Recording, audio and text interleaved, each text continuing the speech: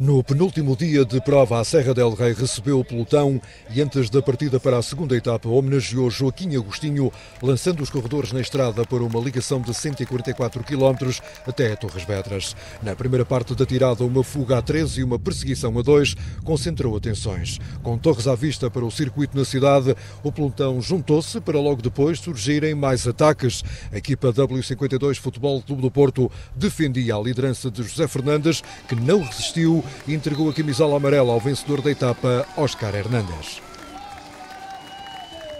De início tentámos não assumir logo a corrida, mas tivemos de o fazer, porque ninguém queria assumir, toda a gente queria atacar-nos e não foi possível, tivemos de assumir, tivemos de controlar.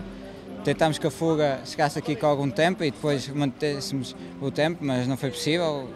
Fomos buscar a fuga um pouco cedo demais e houve ataques e contra-ataques dos que podem vir a discutir o prémio, estive com eles, não consegui entrar na última fuga, onde metemos um colega meu da equipa.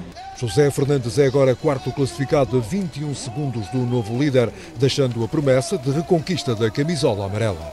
Portanto, eu como dois colegas meus estamos bastante bem classificados, amanhã vamos fazer tudo por tudo, vamos deixar tudo na estrada para que possamos vencer.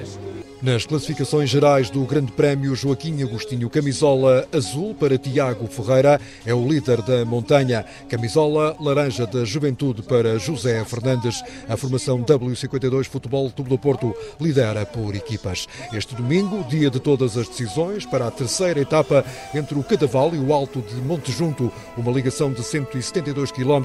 A meta coincide com um prémio de montanha de primeira categoria.